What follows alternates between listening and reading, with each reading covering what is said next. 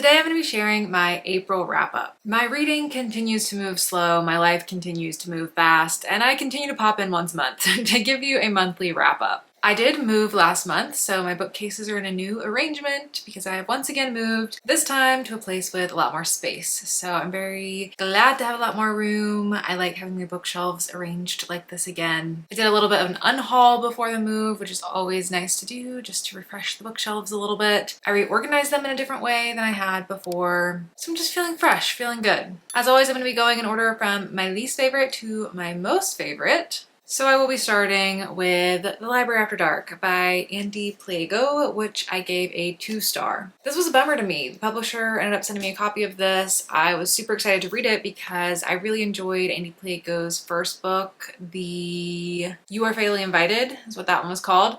So I was very much looking forward to this one, but it just didn't do it for me. This one has a sort of similar setup to You Are Fatally Invited, where it's like very typical kind of thriller, cozy setup, something that really attracts me, something I've liked many times before. This one is set in a library, and it was specifically owned by this woman who just recently died, and she owned this really famous copy of this book of fairy tales that is like super exclusive, super rare, and the story is following this group of people who are getting to come for like a nighttime tour of the place. They're gonna be the first people to see the copy of the book, and there's like 8 or so different people. Similar to You Are Fatally Invited, you get to read from pretty much all of their perspectives throughout the story. There's also some like lore and history of people who have died, who have owned the book, or people who've died in the library. There's a little bit of a is it haunted aspect going on in the story. You don't really know who to trust. Characters are coming in with different motivations, and people start dying when they get trapped in the library. All of that sounds really great, but I just didn't have as much fun with this book as I wanted to, and it's actually reminding me of how I'm feeling about the book that I'm reading right now, which is The Ending Writes Itself by, what did they end up calling it? I don't know, but it's V.E. Schwab and another author came together under a pseudonym to write that book. And similarly, it's like this book that should be what I love. It's like all these writers on this exclusive writing retreat and like what's going afoot. But spoiler alert, I'm not having the best time with it. I'm about 100 pages in, and I feel like it's also going to be a 2-star. So I wonder if I'm at a point where I've just read so many of these types of stories where it's like a group of people, oftentimes writers is the theme too, get together in this like creepy setting and then they start dying throughout the night. I think I've just read it so much that it has to do something really fresh and inventive. I'm also finding, and maybe this is just my reading taste lately because I haven't had issues with this in the past, but like these casts of like 6 to 8 people and you're reading all their perspectives, I'm like having trouble keeping up with who's who. And I think that probably is more about me right now because I'm just reading a little bit slower. Usually I would read a book within like 2 to 3 days. Right now I'm reading a book over like 1.5 weeks, and so when you drag it out too, it's easy to lose track of who people are. So it's a little bit of my fault too, and just not necessarily what I'm in the mood for right now. Generally, I think it was okay, and I think if you enjoyed Andy Plago's first book, you probably feel similarly about this, although to me, I did like You Were Fatally Invited more than this one. Next is a book that I listened to on audio. That is The Merge. I think I listened to this on Everand or maybe Spotify. This has been on my radar for a long time. I thought this sounded really interesting. It is a sci-fi dystopian kind of book that follows this technological advancement where 2 people can emerge and combine their consciousness into one body. And in this story, you're following several pairings of people. Your main pairing is this woman and her mother who has Alzheimer's. And so they want to merge so that the daughter can like maintain her mother's memories and keep her mother around with her rather than to lose her to Alzheimer's. It's kind of like everyone going through it that you're following is some kind of like experimental new version of it. One is a married couple and the woman's pregnant, so that's like never been done before. One of them is 2 brothers and one has cancer, so instead of having his brother die, they're gonna merge to like save his brother. And I did think it was a very interesting concept. I really liked the first half of this book. I didn't like the second half so much, so I ended up giving it a rating of a 2.5, which is just my right in the middle. There were things I liked, there were things I didn't like. Ultimately, the first half and the second half felt different to me. The first half felt more of like a human story, a very character focused, human aspect, really drilling in on these characters, the emotions, the dilemmas they're facing. And there was also an interesting reveal that added some nuance and layers to the story that were set up to be explored in a really interesting way. The second half of the story takes a bit of a turn, and I feel like the second half focuses more on the world and this idea of like all the bad things going on in this world and the government, and it becomes less of a human focused story and more of a world building story. And to me, those just didn't mesh super well. I was so pulled in by the human aspect of it, so I was really missing that in the second half of the story. But I do think if it wanted to be more focused on the world, like it could have maybe incorporated that more in the first half of the story. It was just a little bit jarring to me. So it just didn't all work in the best way for me, which was disappointing because I had been looking forward to the story. I will say I did enjoy the audiobook experience. I think the narrator does a good job I actually don't know if it's one narrator or multiple narrators, but you get different voices for the different characters, which I think is done nicely in the audiobook. It gives a good listening experience. And I would definitely read from this author again in the future because I do think there were some interesting components here. Next up is a book that I felt sort of similarly to as well. This one I ended up giving a 3-star though, and that is Joy Moody is Out of Time by Karen Maine. This was my in-person book club book for the month, and I feel like a lot of us ended up having pretty similar feelings where we were all kind of like in the middle with it. There were things we liked, but structure was the biggest issue that we had with this one. This story has a very compelling hook, very interesting setup. You're following this woman named Joy Moody who runs this laundromat called Joyful Suds. And she has 2 daughters who are getting ready to turn 21. And she has told them their whole lives that they are time travelers, that they have come from the future. They were sent here back in the past to be taken care of by Joy to protect them.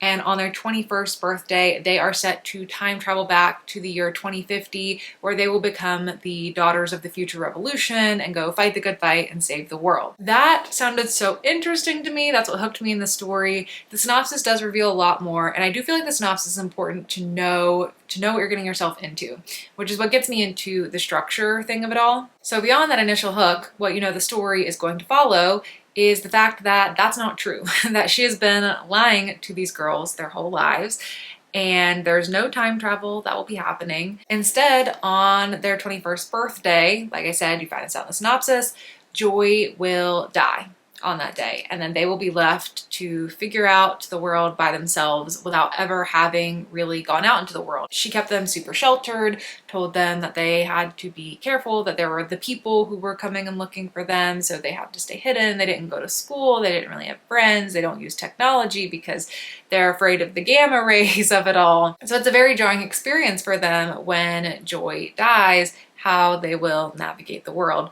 And I guess the book is set up to be a murder mystery of what happened to Joy. Where the structure issues came in for me is it takes a very long time to get to the point of Joy's death. And when you know that that's going to happen in the synopsis, I really want that to happen in the first like 25 to 30% of the story, especially if it's going to be a murder mystery, you know, that needs to really kick off. What happens in the rest of the story, it really takes, I think, like to halfway in the book. It's either 100 pages or halfway. It took a long time to get to that actual event. And you knew the whole time that she'd been lying and that there was not going to be any time travel aspect actually thrown into the story. So I wish that either the time travel, will they, won't they, would have been withheld as a mystery to us. Like we don't know which way it's going to go. And then, oops, actually Joy ended up dying. And then that sends it into a whole different catastrophe. I think it would have been good to not know that Joy was going to die, or if you did know Joy was going to die, for that to happen sooner. So I think it just had this weird kind of pacing to it that left you not knowing what the story wanted to be all the time. But I gave it a 3-star because I had a good time reading it. I enjoyed being in the story, even though the pacing and the structure of it felt a little bit weird to me. I liked these characters. They do have a little bit of a quirky feel to them. There is a like found family aspect to the story as well, which is something that I always enjoy in my stories. There's some ethical dilemmas to explore. In the book club, we talked about like, do you agree with the lie that she told the girls and why she told them that and how she navigated that? So I do think there are things to like about it. This is my first book from this author. I know that she wrote another story, Lenny Marks Gets Away with Murder, I think it's called. I don't know that I would necessarily go back to read that one, but if she had another story come out that seemed interesting to me, I would definitely pick something up again from her in the future. Next up, a book that I gave a 4-star rating to is Famesick by Lena Dunham. I do not usually read memoirs or nonfiction. However, I did get into girls last year for the first time. I don't know what prompted me to watch it. I feel like it's having a little bit of a revival right now, and I don't really know what caused that, but something happened, and my curiosity was piqued. I decided to watch girls for the first time at some point last year, flew through it, loved it, had no idea about so much of the lore around it, like how polarizing it was at the time, the critical reception that it got, all of the critical reception that Lena Dunham's gotten, all of the controversies Lena Dunham's gotten herself into. There's just so much to unpack there. What I did know is that Lena Dunham dated Jack Antonoff, she's friends with Taylor Swift, and I think that might be it. And then I also watched her show Too Much, which stars Meg Stalter, who's so funny, and I really like that show as well. I've actually watched that show through twice. And Girls, I really enjoyed too, and I would watch that again and again. It has great rewatchability. So I was interested to check out Lena Dunham's memoir. I'm also just in like a weird reading mood right now. I've been listening to a lot of podcasts lately, and I find that memoirs satisfy like a similar thing for me that podcasts do. And Lena Dunham was reading the book herself, which is always fun. And I had a good time with it. You get a lot of gossip, you get a lot of lore. The book basically follows from when she does the pilot episode of Girls up to more recent years. And Girls premiered in 2012. So it's like the last 15-ish years of her life. And she has been through a lot of issues with her health as well. I think she has like PCOS and endo and Ehlers-Danlos syndrome. She ended up having to have a hysterectomy, and a lot of that and the health challenges that she faced was happening at the same time as she was doing the show Girls. And if you know nothing about the show Girls, it was a show on HBO. Lena Dunham was 23 when she wrote the pilot, and she ended up writing the show, starring in the show, and directing the show, all starting at the age of like 24, which is crazy. You know, when you're 23, 24, you think you have the whole world figured out. And then as you advance beyond that, you look back and you're like, I was a baby at that age. Like, she was a baby just navigating the world and being handed this show and figuring it all out. And then the story really follows like the consequences of that and the consequences of fame. The main thesis statement of it, I guess, is this concept of being fame sick, in terms of like her fame made her sick in some ways, but also she was sick while she was dealing with the fame, and really just all about the consequences of fame and prioritizing that versus your own health and body. Also, obviously, things like being a woman in the industry and feeling like because you're young and you're a woman, you have to prove yourself, you can't take extra time away, you have to just push through the pain and those sorts of things. But the memoir encompasses a lot of her relationships, her relationship with her co-creator Jenny on the show Girls, which I did not know they had a falling out actually, because I guess I've just been living under a rock. But learned so much about that, and their relationship dynamic was super interesting, because when Lena was in her early 20s, Jenny was in her 40s, and they were making the show together, and just their dynamic was interesting to follow. Hearing so much about her relationship with Jack Antonoff was not necessarily what I expected from this story, but it was the juicy gossip that I enjoyed getting out of the story. You get a little bit of lore about the shooting of Girls and Adam Driver throwing a chair in a room and all kinds of stuff. So I took away a lot in terms of just like getting a better understanding of Lena Dunham. I've now learned more about the controversies that surround her as well, because she does talk about things that she got herself, like her reaction to things and moving through things. But she doesn't really get into the details of what happened. There's all this lore with her sibling and some details about her relationship with her sibling that came out in her previous memoir, which came out like 10 years ago. There was her response to one of the writers on the show Girls was getting accused of sexual harassment or sexual assault, and she defended that person rather than believing the victim. But she also did that in like a cloudy drug haze after getting her hysterectomy, and so like she's kind of re-examining that in the book. But also a lot of the criticism towards Lena Dunham was like a lot of stuff that was just rooted in misogyny at the time, and just the reception people had to Girls. Girls is a show where you're just watching some girls in their young 20s exploring New York, being messy, and it's really raw and authentic, and it's not, you know, spruced up. I guess the reception of the show was that they weren't acting, that that's who they were as people, which, you know, once you do get to know them as people, you do see reflections of their characters in these people for sure. But I do think it's kind of hard to separate the mountain of misogyny versus like the real critical things that Lena Dunham's done. She's a public figure, as with so many public figures now. There's so much we learn about them and so much that can fit in either bucket. of those ways they're being received by the public. But I thought it was interesting to get a look behind the scenes of the making of the show, just to learn a little bit more about her. I think she's interesting because she's so honest with what she reveals about her life. Just makes her an interesting person to follow. I like the shows that she's created. I'm interested in the art that she creates. I don't remember if I said this, but I gave it a 4-star, not a 5, because it just didn't give me that blow me away 5 feeling, but I had a good time listening to it. And the last book that I have, I also gave a 4-star to, and that is Everyone in This Bank is a Thief by Benjamin Stevenson. This is now the 4th book in the Ernest Cunningham series, I think is what he's calling it. Although the 3rd book was just a novella. So this is the 3rd novel, 4th installment in the series. That started with Everyone in My Family Has Killed Someone. This is a murder mystery series that I've really been enjoying. The first book I gave a 4-star. I actually read it twice, gave it a 4-star both times. The second book I gave a 2-star. I didn't enjoy that one quite as much. The 3rd installment, which was the novella, I gave a 5-star. It was a Christmas special and I really liked that one. And then this one I gave a 4-star. So overall, good trajectory for the series for me. Your main character, Ernest Cunningham, finds himself in these ridiculous murder mystery situations and he just puts his detective hat on and figures it all out. They all have the framing of him writing the story after it's happened. He's an author and he's like selling these books. And in this one, like one of his previous books is getting made into a show and the guy who's going to be playing him gets killed, and then that makes him wonder, is someone after me?